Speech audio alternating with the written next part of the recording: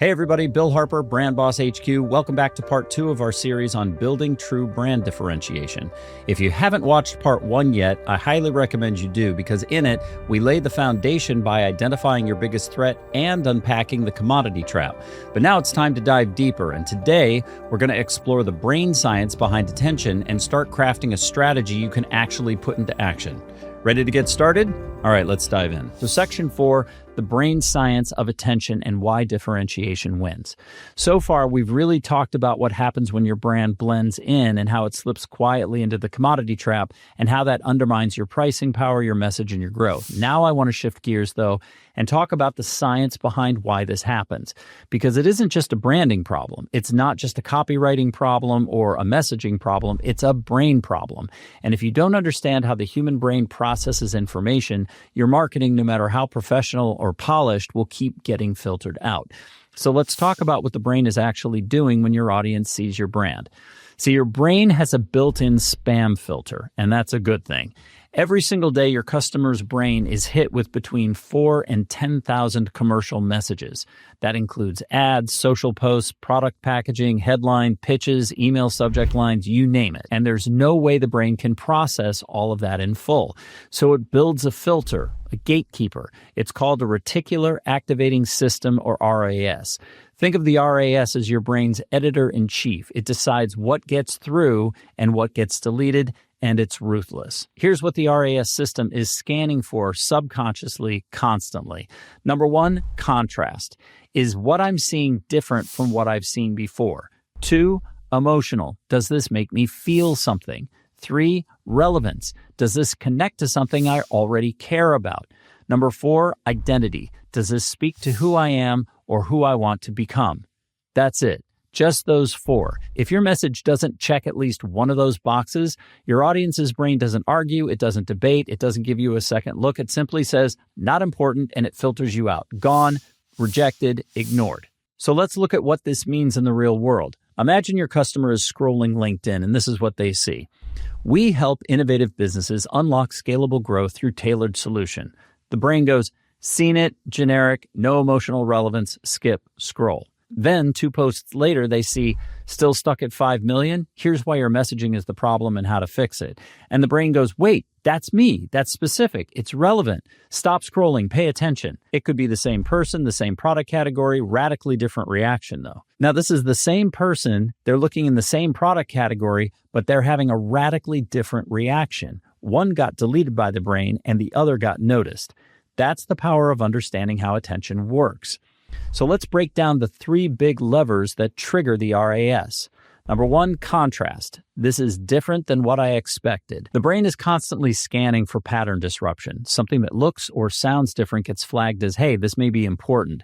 Here are some examples. Liquid Death's tall boy water cans with a skull and crossbones on the front and a promise to murder your thirst, it stopped people in their tracks. Basecamp's promise of calm stood out in a world obsessed with speed, and Dollar Shave Club's funny and irreverent tone cut through razor ads that all sounded and looked exactly the same. Contrast doesn't mean shock value. It means stepping outside the expected pattern of your category.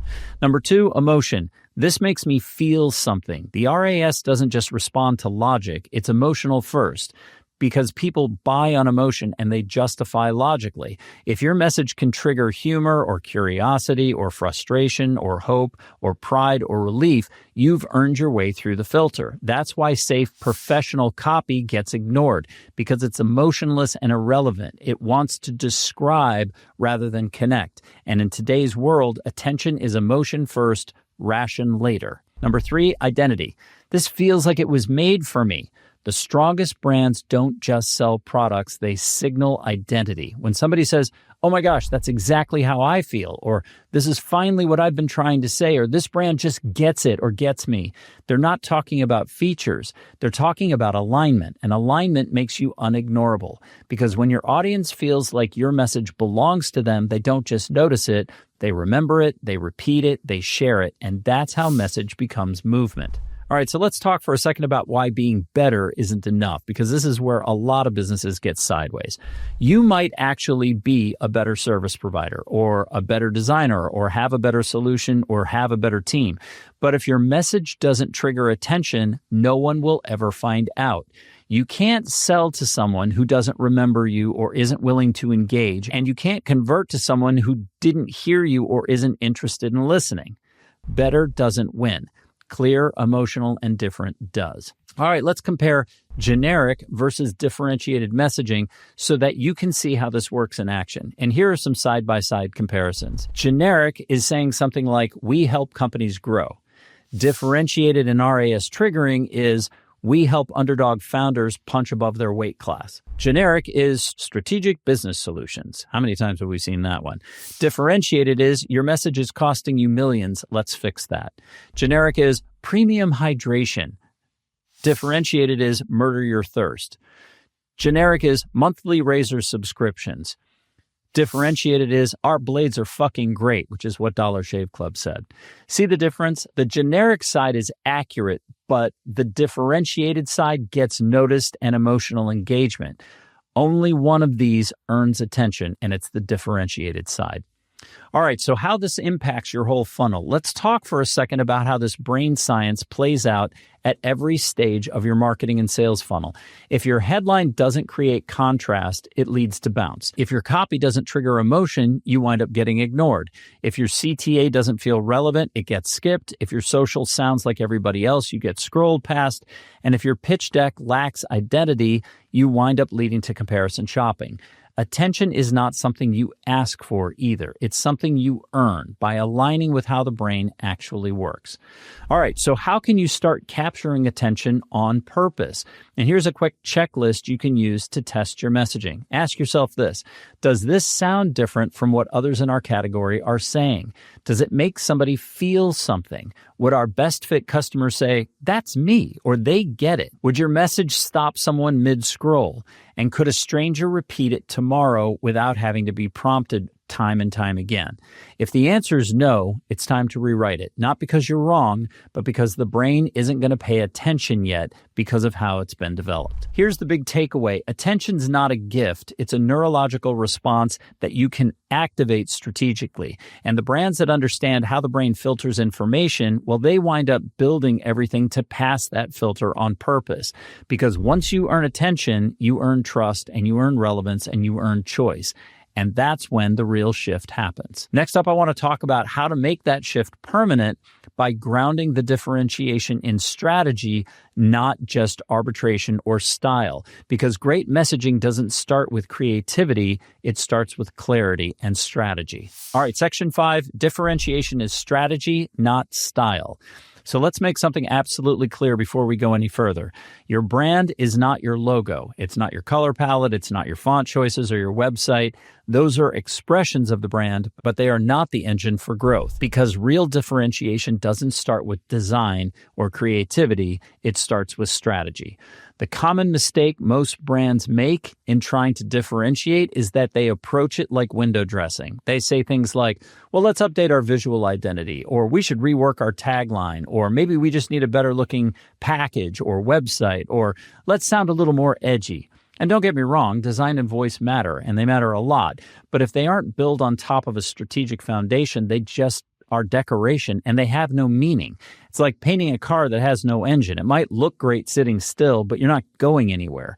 And that's the trap, believing that looking better will somehow fix what's broken at the strategy level. What differentiation actually is? Well, let me give you a better definition. Differentiation is not about being different for the sake of differentiation. It's about being intentionally different in a way that matters to your audience. And to get there, you need to answer 4 core questions. Number 1, who are we really for? Not who could we be for? Who are we really for? Who do we want to target and why? Number 2, what do we believe in and why do we believe in it? Number 3, what do we do differently than everybody else? Number 4, what does that difference matter emotionally, functionally, and strategically? These are not cosmetic questions, they're strategic ones. And the answers shape every single part of your brand, your messaging, your offer, your design, your team training, your pricing structure, even how you sell. This is the foundation, it's not the frosting.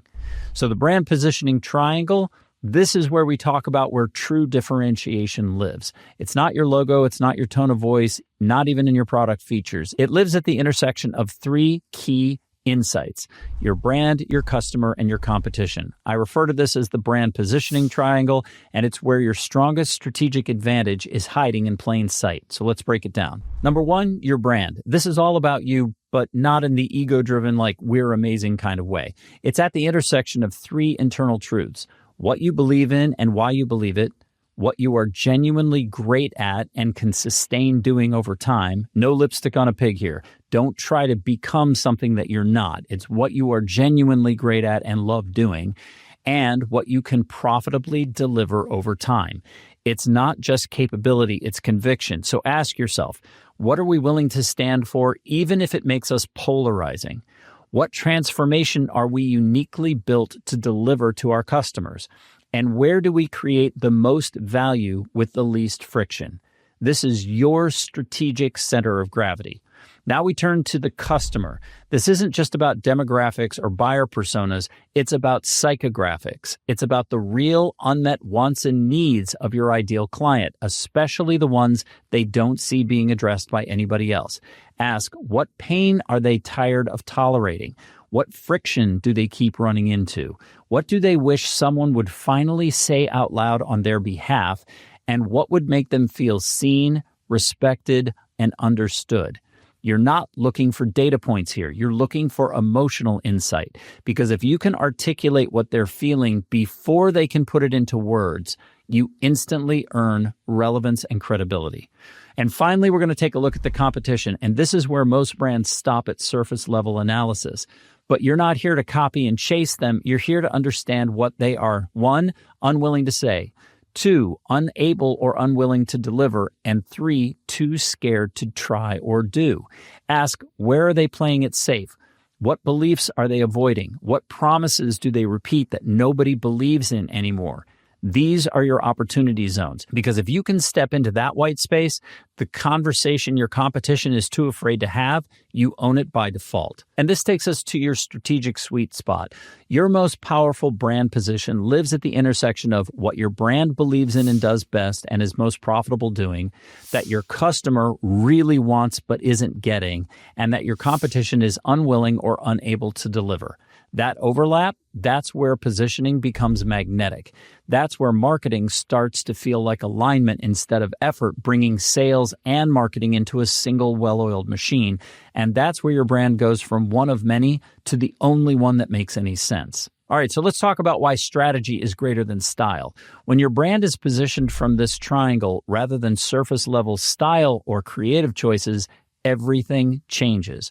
Marketing becomes more consistent, sales becomes easier and more confident, messaging becomes easier to repeat, your team starts sounding like one band, not several voices, and your customer finally gets you without you having to explain. You've stopped blending in and you've started pulling in the right people. So here are some real examples of strategic positioning that brands have done well. Liquid Death, their big brand question was, what would a rebellious water brand look like? Because every other water brand in the world declared themselves as pure. We have purest water, we have the purest things, we pull from the purest whatever, and it was all pure, pure, pure, pure. Hundreds of them all competing off the exact same thing.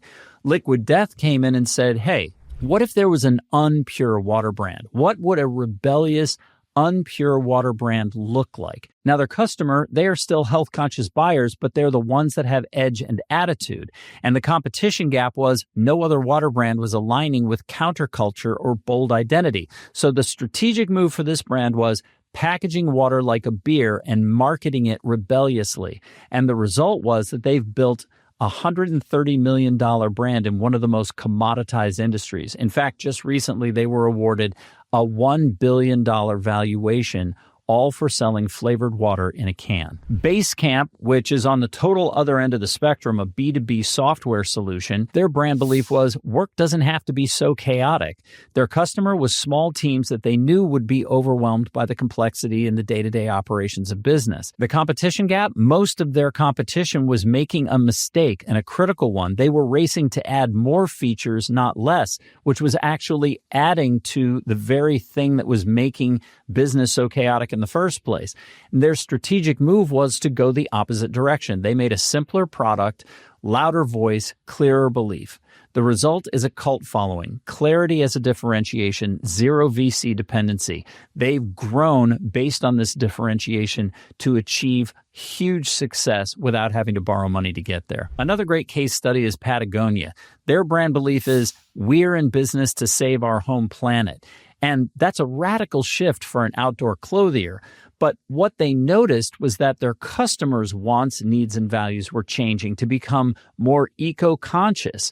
And so the competition gap was no one else was willing to make anti-consumption a part of their brand messaging. So their strategic move was radical transparency and an ownership restructure to fund climate activism.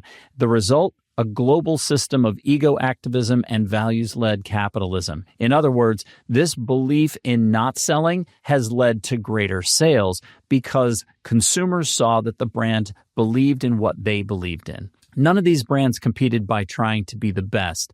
They won by being willing to be different in ways that mattered to the people that they were selling to. That's what strategic positioning is all about. What differentiation is not is the declaration that we care more, we are results-driven, we deliver tailored solutions, we're innovative, collaborative, customer-centric, we work harder, we care more, blah, blah, blah, blah, blah.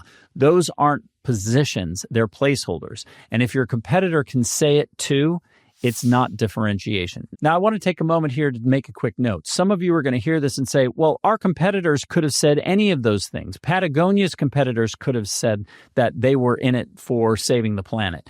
But the fact of the matter is that they didn't. And when a brand takes on a new position and owns it, then they own that turf and their competition can't easily steal it away from them. And I'll just break off for a minute to talk about cars because they're really easy. Volvo owns the island called safety. If you are in the market to buy a car and you want to buy a safe car, chances are very good you're going to be over at the Volvo dealership because for the last 80 years, Volvo has said, we own the island of safety. Porsche is all about performance. Mercedes is all about luxury. Prius is all about saving the world one gas tank at a time. It isn't that it has to be innovative. It's that you have to jump on something that is an open area that your competition is not taking advantage of, that is something that you can be profitable doing and that you enjoy doing and that your customers truly value.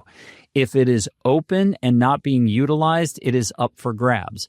That's important for you to understand. All right, so what should all this sound like when it's put into motion? Real positioning sounds like we don't do deliverables, we do transformations. Or we help underdogs punch above their weight class. Or we exist to make brave ideas impossible to ignore. Or we don't help you compete, we help you lead. Or we're not here to blend in, we're here to build category leaders.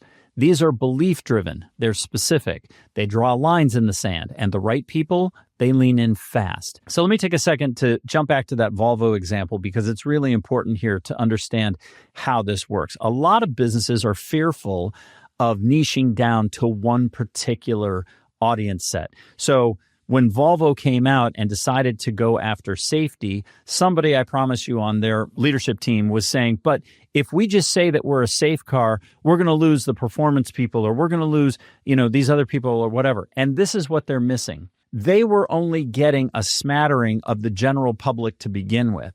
When they niche down and say, we're for people who want safe cars, they get all the people who want safe cars. And that group is larger than the general smattering that they were getting before they made a declaration of what they stood for. Most business leaders don't get this, and so they're terrified that that group is somehow going to be smaller, but it never is. There are so many people that feel underserved in any market. When you go in and you declare yourself their champion, they reward you. They reward you by giving you all of their sales. They reward you by being brand loyal. This is what you're trying to do. So here's a quick litmus test as you're trying to define this for yourself. Ask yourself, could a competitor say this already? This goes back to what I was saying a moment ago about, is somebody else already using this particular owned territory? Because if it is, don't go head to head with them. 2, would your best fit client feel something if they heard it? If your ideal target audience heard your message, would they go, oh, you guys get it. Finally, somebody that sees the world the same way I do. If they don't, it's not right yet. Is your belief visible in your offerings, not just your about page? Everything needs to ladder back up to the one brand promise that you have. Your sales, your marketing, your product or service innovation, everything has to layer back up to that one thing. Your homepage should start with it. Your sales messaging needs to start with it. And if it isn't, then you need to realign all of that to make sure that it does, so that people are getting the same message every single time they come in contact with the brand. Is your message being repeated by your market and your team? If it isn't consistent, it isn't effective. Make sure everybody is singing off the same sheet of music. And does your strategy guide decisions or just decorate slide decks? Because if you're just trying to use it as some sort of icing on the cake, it's going to quickly fall off the cake. It has to be woven into the business's DNA. If you said no to any of those, you don't need a redesign, you need repositioning. Final thought on this section, differentiation isn't about being louder. Anybody can buy more media. That doesn't mean people are going to hear it anymore. Think how frequently a commercial set comes on when you're watching TV and you leave the room.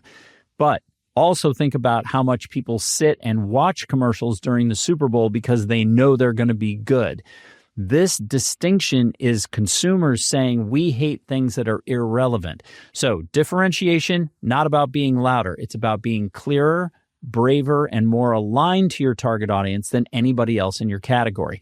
And when you get it right, customers don't compare you. They believe in you. They talk about you and they share you. They pay more for your services and your products. They stick around longer. And that's the real ROI of brand strategy. And that wraps up part 2. Next week, we're going to take a look at what happens when you get differentiation right.